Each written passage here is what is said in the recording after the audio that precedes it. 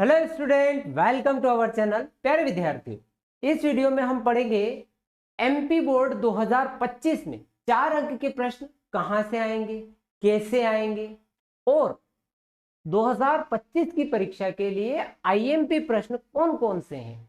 एक सटीक विश्लेषण मैंने आप लोगों के लिए तैयार किया है। प्यारे विद्यार्थियों, उससे आपको यह पता चल जाएगा कि बोर्ड परीक्षा 2025 में कौन सा प्रश्न आने वाला है। तो प्यारे विद्यार्थियों, वीडियो को बिना स्किप करे पूरा देखना। आइए शुरुआत करते हैं। सबसे पहले आप देखें कि मैंने एक टेबल आपके लिए बनाई है।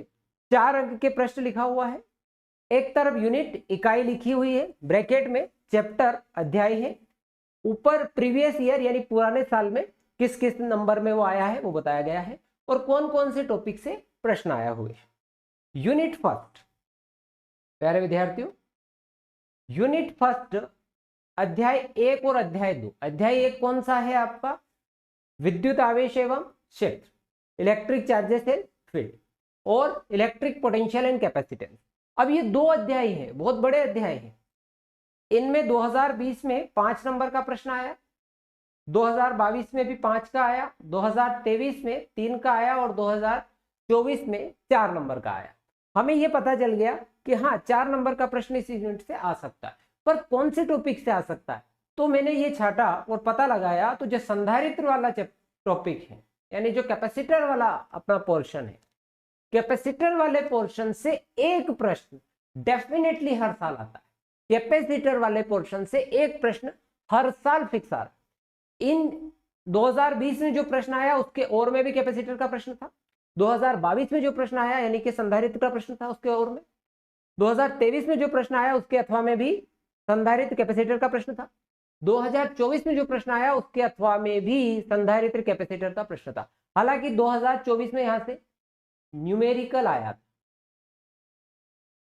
विद्यार्थियों, चाहे न्यूमेरिकल आए चाहे क्वेश्चन आए, पर कैपेसिटर वाले पोर्शन से कुछ ना कुछ आएगा। इसमें बहुत ज्यादा प्रश्न है नहीं, पर हाँ, अथवा में क्या आया था वो भी हम आपको बता रहे हैं। अथवा में मैक्सिमम टाइम पर विद्युत क्षेत्र की तीव्रता यानी इलेक्ट्रिक फील्ड इंटेंसिटी से रिलेटेड या गाउस लॉ से रिलेटेड, इन 2 टॉपिक से क्वेश्चन हमेशा बनते हैं। यानी कि इलेक्ट्रिक फील्ड से रिलेटेड आ सकता है आपका इंटेंस जो एक्सियल पोजीशन है, अक्षीय स्थिति है, और या गाउस लॉ है या गाउस लॉ की एप्लीकेशन है, ऐसे प्रश्न बन सकते हैं।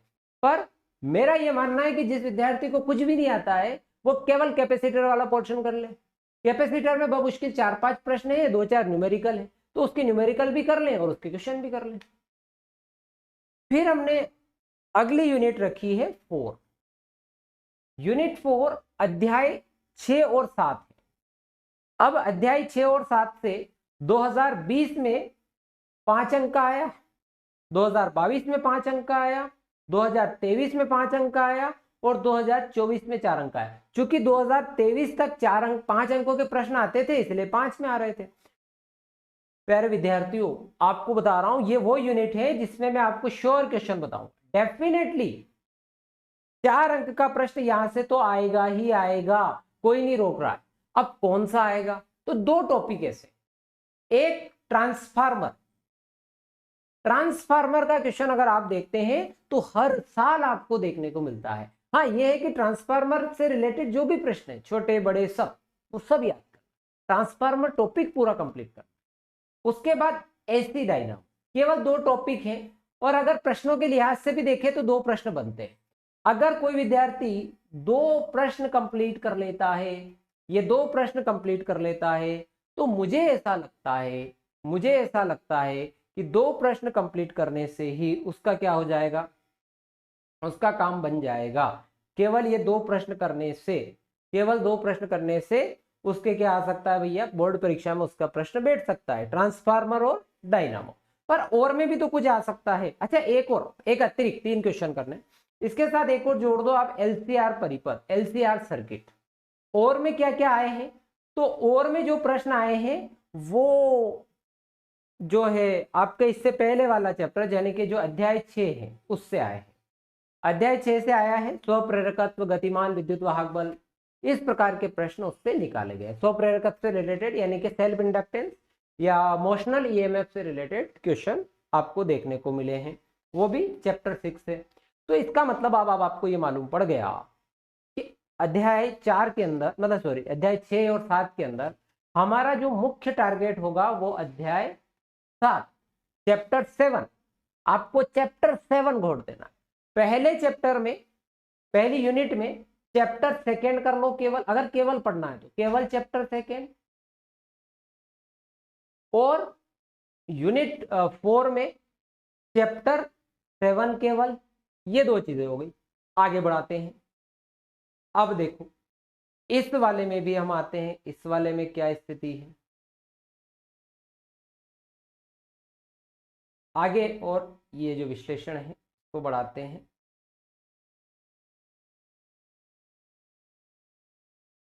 इसको देखो अब ध्यान से। इसमें अगर हम देखते हैं चैप्टर 6 अपन ने लिया, इसमें अध्याय 9 और 10, ये 2020 में 4 अंक में आया, 2 अंक में भी आया 2020 में, 2 बार आया, सॉरी है ना। 2020 में 2 प्रश्न आए। कितने आए? 2 प्रश्न आए इसके, 4-4 अंक। 2022 में 3 अंक आया इससे, 2023 में 5 अंक का आया, और 2024 में 4 अंक का आया। मतलब लगभग 75% तो इसमें से भी चांसेस है कि आपके 4 अंक का प्रश्न यहां से आ ही जाएगा। अब लेंस से संबंधित प्रश्न आया, ठीक है। कौन से प्रश्न आए हैं और कौन से आ सकते हैं उस पर भी हम आगे चर्चा करने वाले।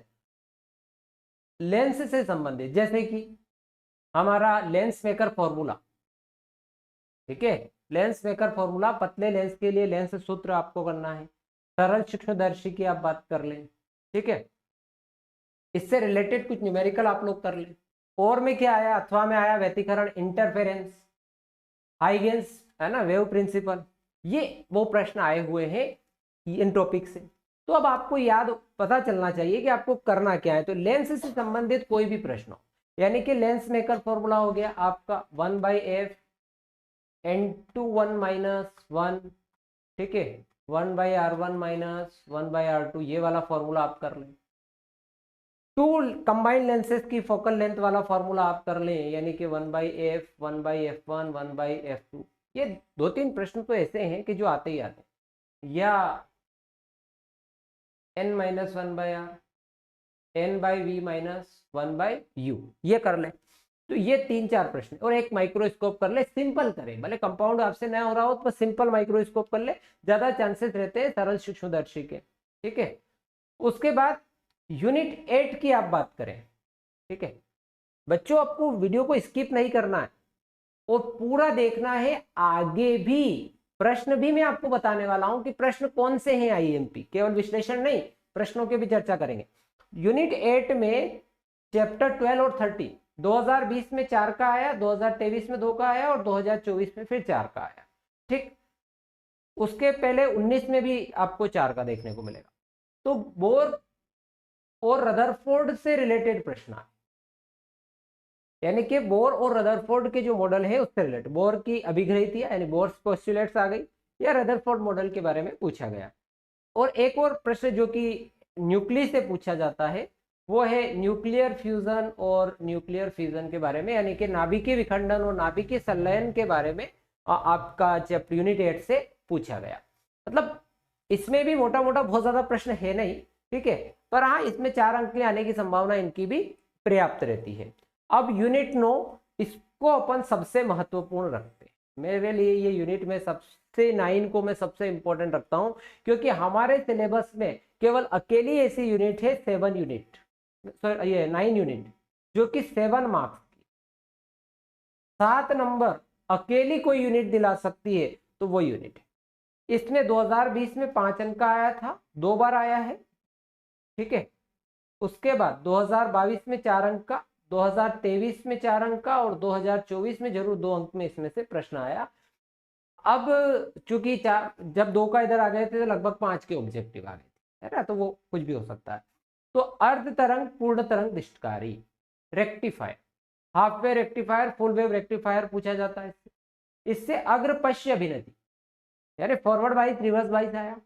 निज एवं अप्रद्रव्य में अंतर पूछा गया, यानी कि प्योर जो आपके सेमीकंडक्टर और एक्सट्रिंसिक सेमीकंडक्टर, इंट्रिंसिक और एक्सट्रिंसिक सेमीकंडक्टर में डिफरेंस इसमें से पूछा गया।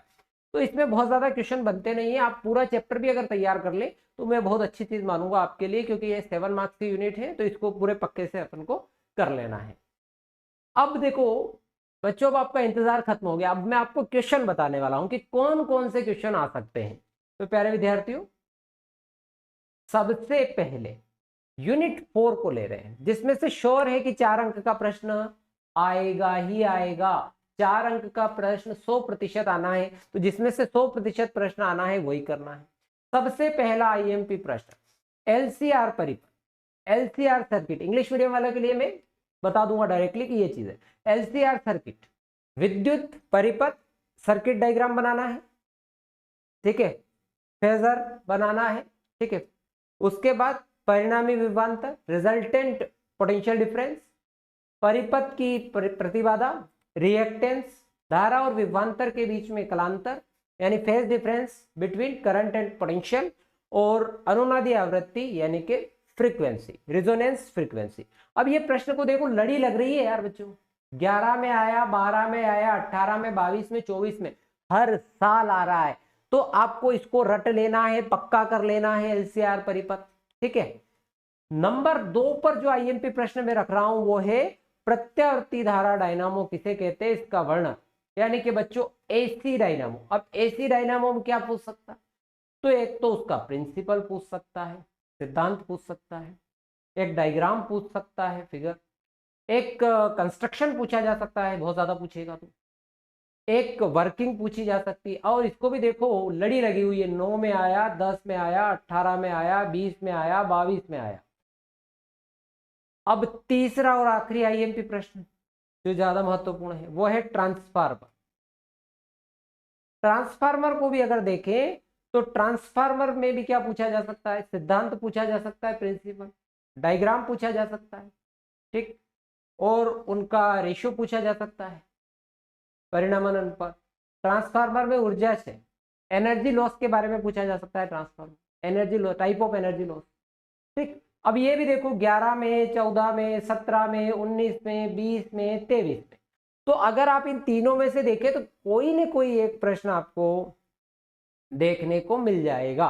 मैं आईएमपी में भाई इसी चैप्टर जो है मैं 7 के प्रश्न, क्योंकि मैं आईएमपी बता रहा हूं बेटा, करने को तो हम सेल्फ इंडक्टेंस के भी क्वेश्चन करेंगे।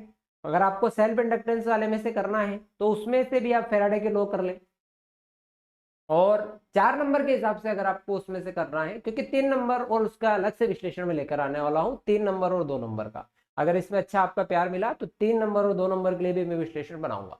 तो प्यारे विद्यार्थियों, प्रश्न कौन से आ सकते हैं उसमें से, सेल्फ इंडक्टेंस यानी कि स्वप्रेरकत्व, परिनलिका के लिए स्वप्रेरकत्व का व्यंजक, derive an expression for self inductance, ठीक है, ड्यू टू ए सोलेनोइड, ऐसा प्रश्न आ सकता है। एक मोशनल ईएमएफ बहुत बार आया हुआ है, हालांकि 24 में आ गया तो डबल रिपीट होने की संभावना कम है, पर हाँ मोशनल ईएमएफ भी आप कर सकते हैं। बस इससे ज्यादा आपको करने की जरूरत नहीं है। ये 3 तो जिसको कुछ नहीं आता तो ये 3 करके चले जाना बस, ठीक है, इतना तो आप लोग कर ही सकते हो। मुझे लगता है कि जिसको कुछ नहीं आता तो वो ये 3 प्रश्न जरूर करिएगा। आगे बढ़ते हैं। अब पहली यूनिट फर्स्ट, ठीक, फर्स्ट से क्या आ सकता है, विद्युत द्विध्रुव के किसे कहते हैं और द्विध्रुव के कारण अक्षीय स्थिति में विद्युत क्षेत्र की तीव्रता। ये 18 और 20 में आया, बहुत ज्यादा बार ये आया नहीं है हालांकि, ठीक, पर एक्सियल पोजीशन यानी अक्षीय स्थिति, ठीक, derive an expression for intensity of electric field, ठीक है, due to an electric dipole on axial position. तो ये आपका हो सकता है, ठीक है, ये बहुत ज्यादा बार आया नहीं है पर फिर भी मैंने इसको आईएमपी की कैटेगरी में रखा है 2025 के लिहाज से। अगला प्रश्न है कि मैंने कहा था आपसे कि संधारित्र वाला पोर्शन आपको तैयार करना है, तो संधारित्र वाले पोर्शन में भी क्या तैयार करना है, अब वो उस पर आ जाओ। तो संधारित्र वाले पोर्शन में बच्चों आप तैयार कर लीजिएगा केवल और केवल पैरेलल प्लेट कैपेसिटर, इंग्लिश में लिख रहा हूं, parallel plate capacitor, parallel plate capacitor तैयार करेंगे आप लोग, यानी कि समांतर प्लेट संधारित्र की धारिता का व्यंजक, capacity of parallel plate capacitor, और इसके जो फैक्टर ऑफ एक्टिंग है वो करिएगा। ये वो प्रश्न है कि जिसकी बहुत ज्यादा संभावना है 2025 की परीक्षा में। 11, 18, 20 और 22 और 25 में मेरी तरफ से लिख ही देता हूं, तो ये 25 में आ सकता है। ठीक, हालांकि 2024 की परीक्षा में यहां से न्यूमेरिकल आया था। ठीक है, तो न्यूमेरिकल में आप लोगों को छोड़े देता हूं, मैं न्यूमेरिकल का एक अलग से वीडियो लेकर आ रहा हूं। ठीक है, तो उसमें मैं आपको बताऊंगा कि आईएमपी न्यूमेरिकल कौन कौन से हो सकते हैं और उनको कैसे करना है, सॉल्यूशन सहित लेकर आऊंगा। श्रेणी क्रम समांतर संयोजित संधारित्रों को नामांकित, यानी कि सीरीज एंड पैरेलल कॉम्बिनेशन आपको करना है, कंफ्यूजन नहीं होना है बच्चों। समांतर संयोजन और समांतर प्लेट संधारित्र की धारिता के व्यंजक, बच्चे इनमें कंफ्यूज हो जाते हैं और गलती करके आ जाते हैं। ऐसा नहीं करना, ये दो प्रश्न अलग अलग है। ठीक है, ये भी 12 और 19 में आया, 2 बार ही आया हुआ है, बहुत ज्यादा बार आया नहीं है, पर सबसे ज्यादा बार आने वाला प्रश्न आपका संधारित्र वाला है। एक और है आपका गाउस का नियम। अब ये 4 प्रश्न लगभग अपन ने छाटे हैं आपके लिए, बहुत ज्यादा आईएमपी प्रश्न निकाले हैं। जिसको कुछ भी नहीं आता वो ये पढ़ के चले जाना, तो भी पास हो जाए। ठीक है प्यारे विद्यार्थियों, आगे बढ़ते हैं। अब चैप्टर 9 और 10 से, ऑप्टिक्स से, प्रकाशिकी से, इससे क्या क्या लिया है अपन ने। सबसे पहला प्रश्न लेते हैं, पतले लेंस के लिए अपवर्तन सूत्र, यानी कि lens maker formula 1/f n2 1 minus 1 1/r1 minus 1/r। यह अगला जो प्रश्न है आपका, परस्पर रखे दो पतले लेंसों की संयुक्त फोकस दूरी का व्यंजक। ठीक है, तो इसका ये वाला व्यंजक आपको करना है 1/f 1/f1 प्लस 1/f2। ये भी बहुत ज्यादा इंपॉर्टेंट प्रश्न है।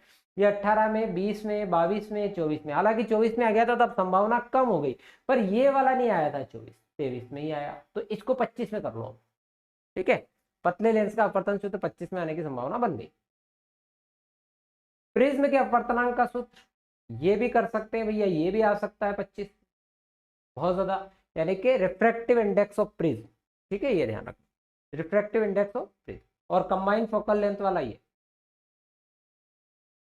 एक है आपका सरल सूक्ष्मदर्शी।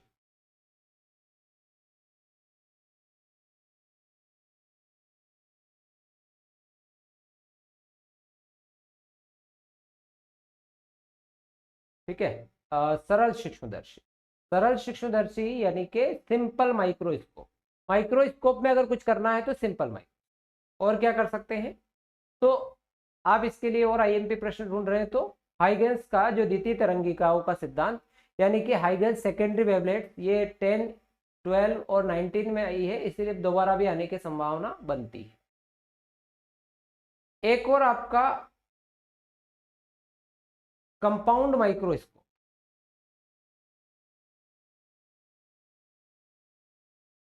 ठीक है, सॉरी कंपाउंड माइक्रोस्कोप नहीं है ना, एस्ट्रोनॉमिकल टेलीस्कोप, माफी चाहता हूँ।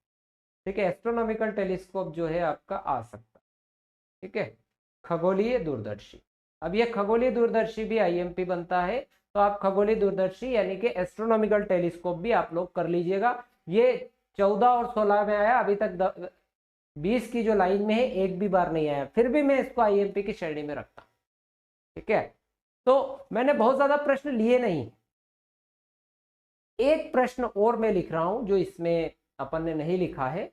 सिद्ध कीजिए कि n2 1 सॉरी सिद्ध कीजिए कि यह प्रश्न भी 2025 के लिहाज से आईएमपी है। सिद्ध कीजिए 1/f